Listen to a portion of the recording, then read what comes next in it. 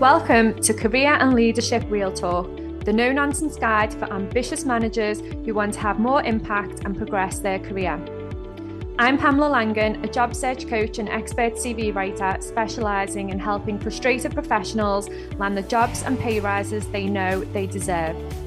And I'm Jackie Jagger, a leadership and mindset coach specialising in helping newly promoted and new to role leaders to avoid the dickhead trap and lead with confidence. Between us, we've helped hundreds of leaders and managers to find new roles, take ownership of their careers, and handle the challenges that job searches and leadership responsibility inevitably bring. And now we're joining forces to share with you what we know has worked for our clients.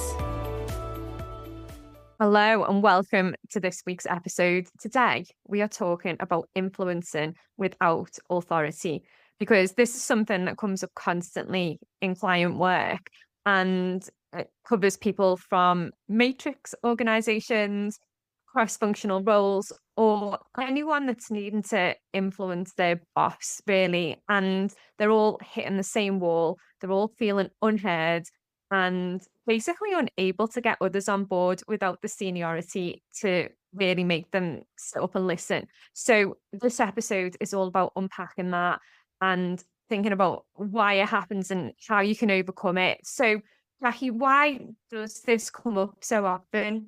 For a number of reasons. So this is, in my mind anyway, not just a management or a leadership skill, but a life skill where there are people who are very successful at getting other people to fall in line with what they want to do, who are very successful at getting other people to listen to them.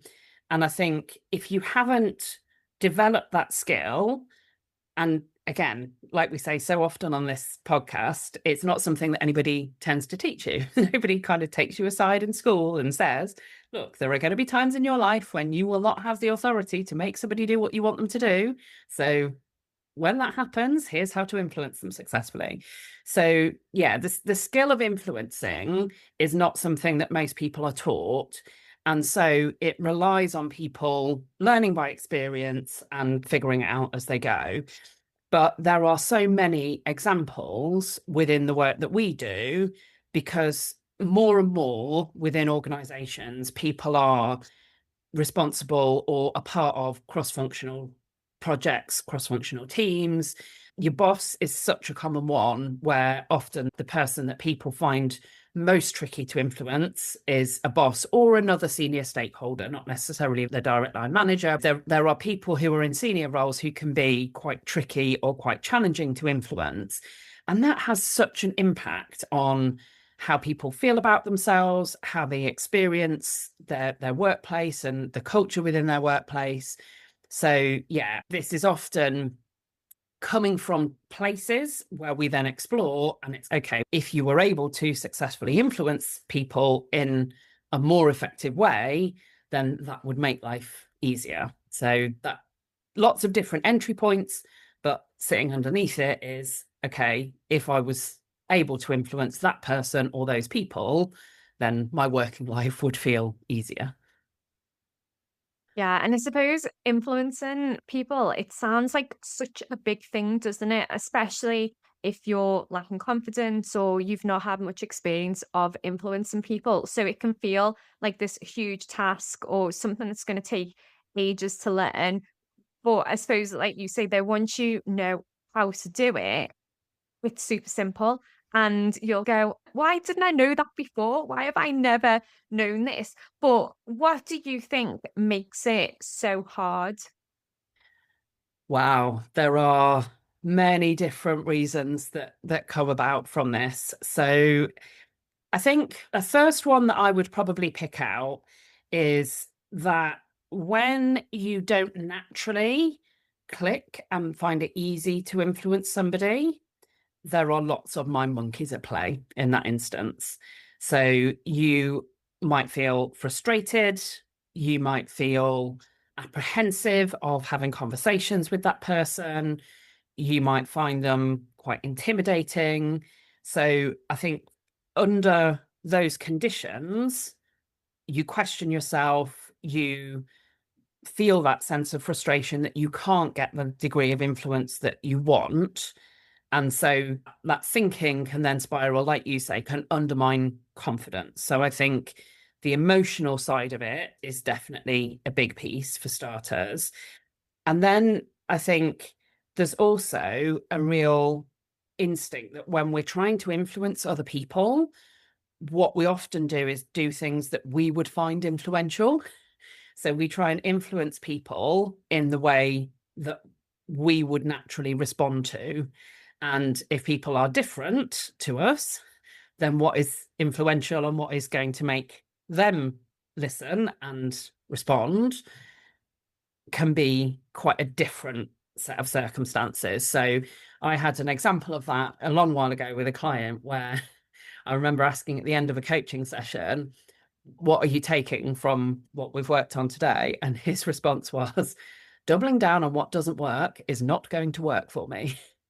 And that was because he was very data driven, very logical, very much his natural instinct when trying to solve a problem was to look at the data that was underneath it. And he was trying to influence, in that case, it was his boss, to be reassured because he had the data, he had the predictions, but his boss was not responding to that. And his initial reaction and response was to provide a different view of the data, to provide a report that accompanied the data. So he was coming very much from a place of logic. And actually, that was not what was going to be successful with influencing his boss. So that was recognizing, doubling down on this that I've already tried is not going to work. It's so interesting though, isn't it? Because you do look at things through your own lens, don't you? You're constantly looking at everything really through your own perspective on what works for you. And I think when you've got your head down and you're in the day to day, that probably feels like the easiest thing to do, but then it's not the most effective thing to do. And I always think with this kind of stuff, there's always different ways that you can make your life easier. But you need to know what they are, don't you? You need to know how to do that.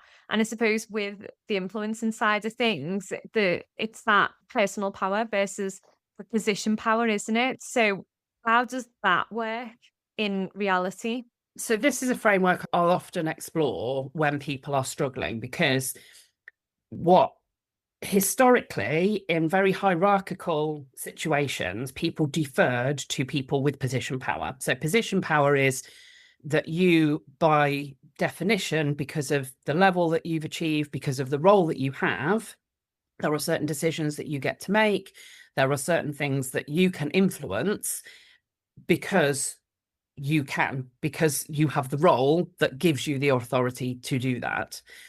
And so historically, as you climbed the career ladder, as you got more senior, then I think very often there was almost that sense of, I say jump, people say how high.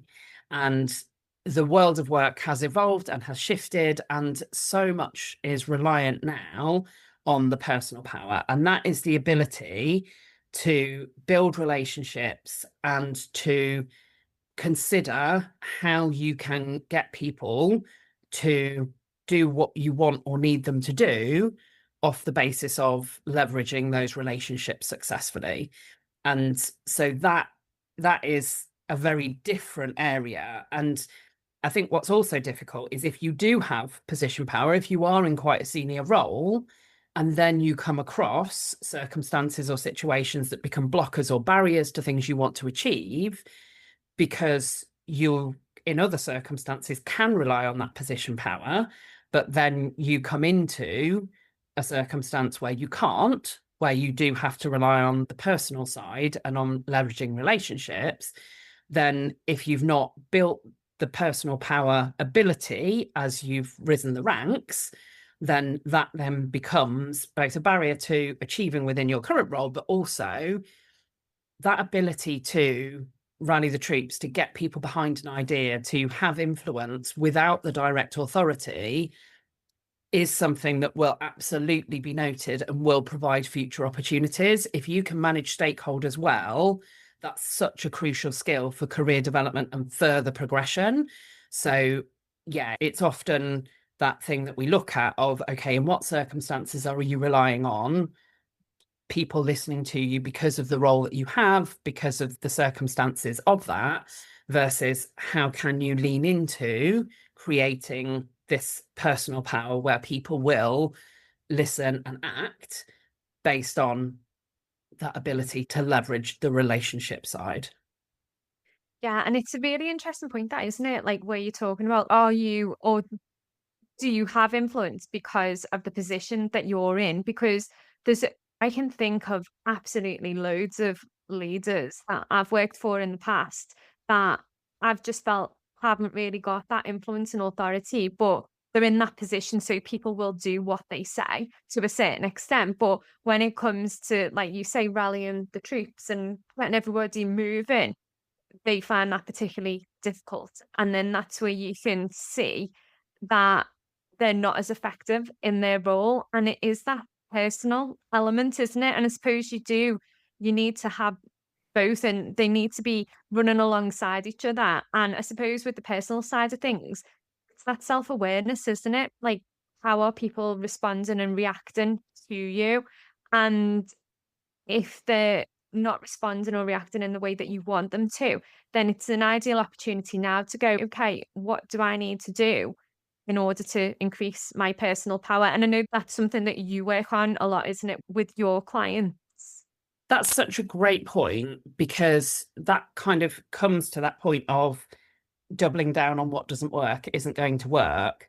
And there is very much a pattern where your habitual behaviors, you don't feel like you're doubling down on what doesn't work, but over time, your habitual behaviors become subconscious. You don't recognize what you're doing and you don't pause to question, is this the most influential approach with this person, with this particular project, in this particular circumstance? The rethinking what is going to work in this circumstance means that you have to surface what are some of those subconscious patterns, what are some of the approaches that I'm taking. And it's really interesting when we do that, because sometimes it's about being more direct. Sometimes it's about engaging people outside the room before you ask them to make a high stakes decision in the room. Sometimes it's about considering what are their priorities versus what I'm talking about, and can I create a clear story or a pattern or a picture that allows them to see what's in it for them. There are so many different angles that become possible to examine when you realize this isn't working, recognize that maybe I'm defaulting to what I normally do, and that might work 70% of the time, but this is in the other 30%. And so now I need to pause and examine and be intentional about how I'm going to seek to have more influence. Yeah. And I suppose as well, like when your clients are working with you on that, I suppose there's loads of light bulb moments, isn't there? Because sometimes you think, oh, I'm doing this and I feel like I'm doing it well, but these people aren't responding, so it must be them. And then when you explore that through coaching, you're like, oh, okay, maybe there's something that I need to change in order to be more influential, in order to bring these people along. And there's that saying, isn't there, that you can't change other people, you can only change yourself. So looking inwards to see what is really happening in this space. How am I really coming across to these people? And what do I need to do in order to almost get underneath them and bring them along with me rather than dragging them along, kicking and screaming, because I can tell them what to do because I'm in a senior role. I do feel like that makes all the difference. So what are some of the practical steps then that you'd recommend people to do if they're not in a position to receive coaching at the moment? What are some of the practical steps that people can take right now? So I think a really simple practical step is to notice when you feel that frustration that this person is not responding the way I predicted, because that is telling you that your approach as it stands isn't working. So just noticing that emotion and catching it early, what you can then do is switch to curiosity. And the episode that we did with Laura Chamberlain on curiosity being a career skill really comes into play here, because when you get curious, you can ask yourself questions and almost make a game. So where that frustration risks dragging you into conflict, butting heads, damaging the relationship, curiosity can present that challenge and almost a game. Why is this approach not working with this person in this instance? What does history tell me this person values? What have I done previously that has worked with this person? What have I seen other people do that this person has responded to? What clues are there about what they value or what's important to them that could allow me to take a slightly different approach or explore an angle? So that's a really small thing to notice the emotion and the frustration.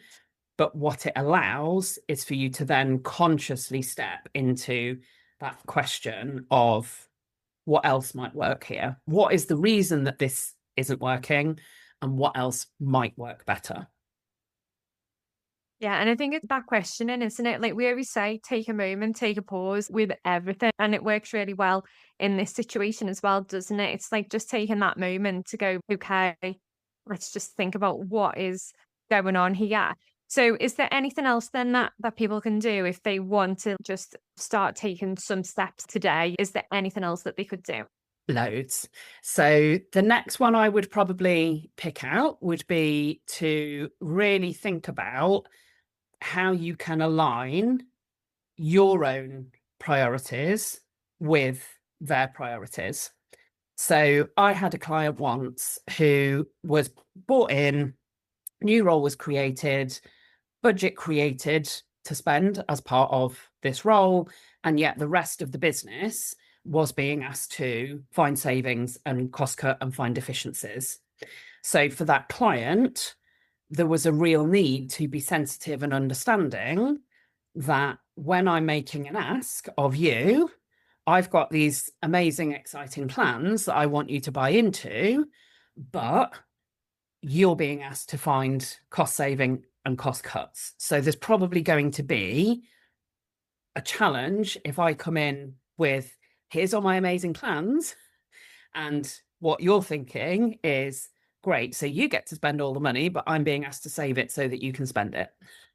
So in that instance, part of what we then spoke about was, okay, how can you show how the work and the projects that you're proposing are going to support them to achieve their goals? Where are the opportunities that you can really consider? What are those people trying to achieve? And how can you present and build the story in such a way that shows what's in it for that person to support, because they needed that stakeholder buy-in. So that questioning of what do they prioritize, what's really important to them, and how can I paint the picture and tell the story of how what I'm wanting or asking is going to support. And that might not be in that specific instance, but it can be a wider set of priorities that they might have. So having that empathy and stepping into that understanding can really help you to seek a different narrative when you are making an ask of somebody. Yeah, and I suppose that links in nicely with pre-socializing ideas informally as well, doesn't it? And that's the piece where think about how can you sound out and understand, because what can be really detrimental is you present, ta-da, here's a finished thing that I think is amazing. What do you think? And there's nothing more of a balloon pop than people surface their disagreements in front of each other, and that snowballs. And suddenly this thing that you had such high hopes for, everybody's burst that balloon and it's really hard to get it off the ground. Whereas if you can surface some of those aspects sooner, and you can find the points of agreement and find what might present resistance, then absolutely you can create. And I get that people sometimes feel frustrated that it feels like so much work. It's kind of, why can't we just go and discuss it, everybody together in one room? But it's often beneficial to sound people out individually, and also to think about who are the most influential people in the room where you're going to be making an ask. Who really are the decision makers? Who do other people defer to? Because if you can get buy-in from one or two people who are influential, then often, even if others have hesitations or doubts, the direction of travel of how that conversation goes can be very different. So I get that people find it frustrating to play the politics game and go and do all this preceding of ideas. It can feel frustrating. It can feel like a lot. But if it's beneficial to you, why would you not do it? Yeah, exactly. And that is linking into mapping out that informal power structure, isn't it? Where you're like thinking, who are the decision makers and how can I influence them, essentially? And one thing that is a really simple tactic, and I was just talking to somebody yesterday about this actually, is you can use a RAG rating, a red, amber, green rating, for how easy or difficult you find it to influence different individuals, different stakeholders. And green is the people that will go into bat for you. You naturally think really similarly. You know that if you propose something, they won't question it or challenge it too much because you have the same perspectives and they will be supportive. Amber might be you don't know, or you might find it difficult in some circumstances to have influence with those individuals or those groups. And red are the more challenging ones, the ones where you'll know that those people might be more tricky. So if you think about that and take that mapping from in your head to a practical list and particularly applied to a particular circumstance, what that can sometimes point to is, okay, what are the links between these different stakeholders or different groups? Who do I have influence with? Who might have influence with the people that I find it trickier to influence, or the people that might be more on the fence? So, yeah, absolutely having that kind of awareness of who's likely to be supportive and who might present obstacles or challenges can be really helpful. And I think the key thing that comes up with this as well is there is a skill that I think is the most underused skill in leadership, and it's listening. If you want to have more influence, often where people start is they think about things like, how can I tell the story better and communicate better? How can I enrich my case with data and insights and create some really sound evidence that people need to listen to it? It's almost the, here we go, I've got all of my outward communication sorted, now people will listen to me. People will listen when they feel heard. So the more that you listen, and that's why those preceding meetings can be so valuable, because when you listen to input and you say, that's a great point, I haven't thought of that, that might change things. I need to think about that some more before I come to that. When you seek advice and guidance, I want to present this. You know this person really well. How do you think they'll receive it? How is there a way that would make it more influential? When you listen to people, and also when you present something and are open to, what challenges do you have? What do you think about this? And genuinely listen rather than do it just to try and argue your case. People feel heard. And when they feel heard, they're much more likely to listen to you. So going back to what you said about you can't change other people, you can only change yourself. You get to be a really great listener. You'll be able to read the room better, you'll be able to understand the dynamics better, but you will also be much more likely to be listened to. Yeah, I absolutely love that. You almost start getting excited when it's like when you go, how can I be a more effective leader? And then there's just such a simple strategy like listening. And listening underpins everything, doesn't it? When you think about it. So if you've been listening to this episode and you're thinking that you've got some challenges around influencing and you like to work through those and figure out how you can use influencing or how you can influence better to become a better leader, then get in touch and Jackie will be able to provide all of the options to work with her. And as usual, to rate and review us on your favorite podcast platforms. And we'll be back next week with another episode.